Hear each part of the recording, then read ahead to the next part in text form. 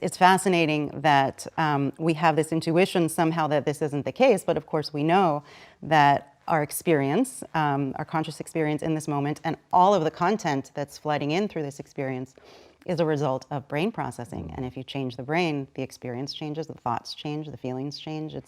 It's all correlated. Is consciousness doing anything? Is it serving a function? Is it driving our behavior? And again, all of us think, yes, of course, absolutely.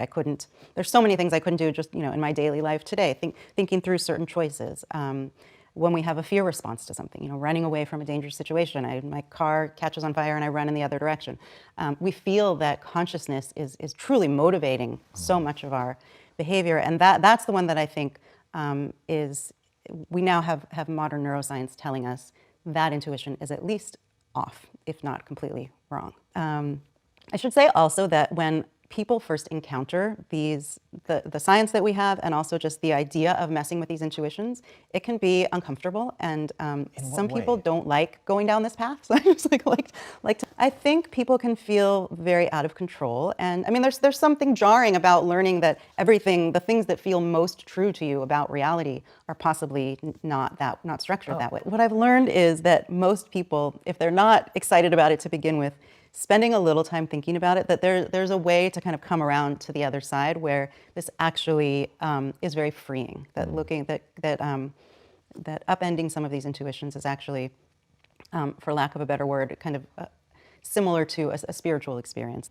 There's a positive way to view all of this, I should say. I cannot tell you how many hours I've spent thinking about the double slit experiment.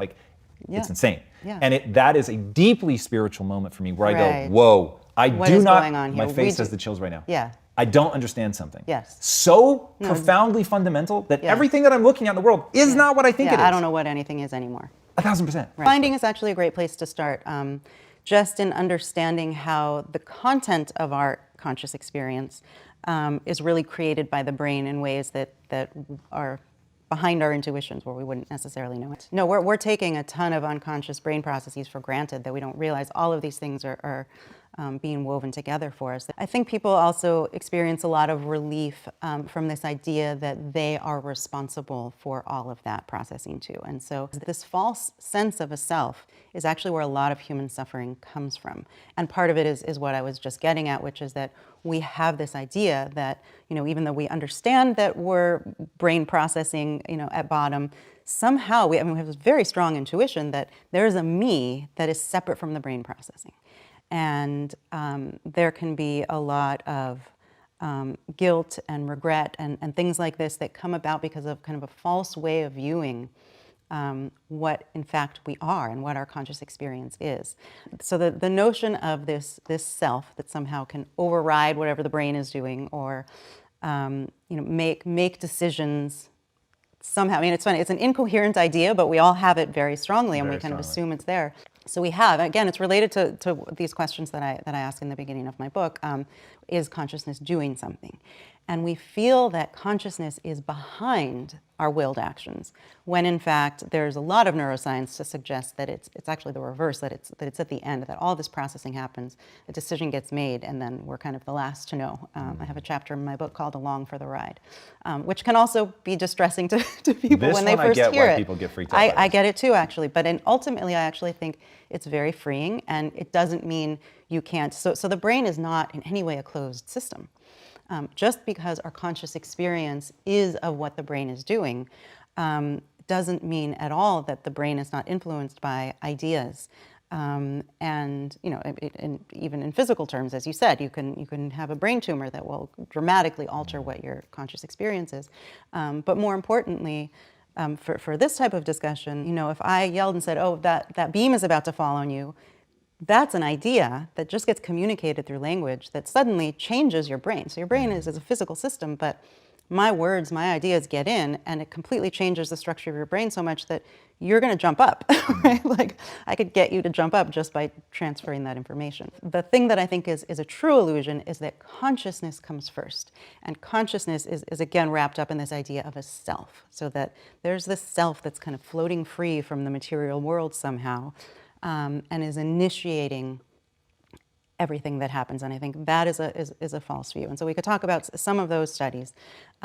The earlier ones are more controversial. The most recent ones are less, and I think are the most interesting, actually. The most recent study that I read about came out of Germany. And so most of these studies, I should say, basically show that at the level of the brain, scientists can see markers or activity that reveal to them you're about to make a decision or make a movement, and before you have become conscious of it. So the most recent study was subjects were in an fMRI. So an fMRI is an MRI that tracks blood flow. And the subjects were given 2 numbers and then given a choice whether to add or subtract the numbers. And there's a special kind of clock that's almost like a second hand going around a regular clock, so that they can mark that what their job is to have the experience of making a decision, I'm going to add or I'm going to subtract, and know where on the clock that decision happened. And then they actually go ahead and do the math. So through fMRI, neuroscientists were able to detect up to 4 seconds prior. Whoa. When not only, so they were able, because they could see different parts of the brain, they were able to detect different types of processing. They could tell when that person would make the decision and whether their decision was to add or subtract. So that gives us a very different sense. And the truth is, a lot of neuroscience that comes to us is giving us this picture. We should have digested this a little bit more than we have already, that there is a sense in which we are kind of just experiencing life play out. That's all. We're all still talking about the brain, the Yes. idea. And I think even the way you're describing it is partly a shift in the way we tend to think about it, which is there's a concrete self that is responsible for those changes, rather than it's all brain processing. And the brain, again, is not static. It's not walled off from its environment. It is an ever-changing, ever-evolving, very complex system. It's the most complex thing we know of in the universe. But that just the fact that we can absorb the idea that it is brain processing, and that our experience of how that brain processing is functioning is not necessarily accurate, I think is useful for letting go of some I think deeply damaging psychological ways and patterns of thought that we can get ourselves into. But also just on the science side and on the study of consciousness side, it can start to get us to see how human beings and brains in general are possibly not that different from other processing systems in terms of consciousness. I think it makes us second guess whether all of the behaviors we see in human beings that we say has to exist, consciousness has to exist for them to be there. If we don't need consciousness, if plants don't need consciousness to exhibit similarly complex behaviors, then we could be thinking about things wrong. Trees send defense signals to each other as well. If there's a poisonous thing that's growing in the area, they will send chemical signals that warn other trees of other dangerous species in the area. They will send more of those signals to their own kin. They grow their roots differently, so they'll actually make more room for the roots of their kin. All of these things that to us would be behavior that gets described as psychological behavior, and that we assume we need consciousness for. To put it very simply, I'm making the point that you can't have it both ways. That if we're going to use these behaviors in humans to be evidence of consciousness, we then have to question how far down it's going. And if not, which in some ways is a more interesting question, if not, then what is it that's different about consciousness? If we are these systems that are kind of going along in the same way that plants are, so ivy is one thing that's actually very interesting to study. It changes its rate of growth and direction depending on something that it can grow around and cling to.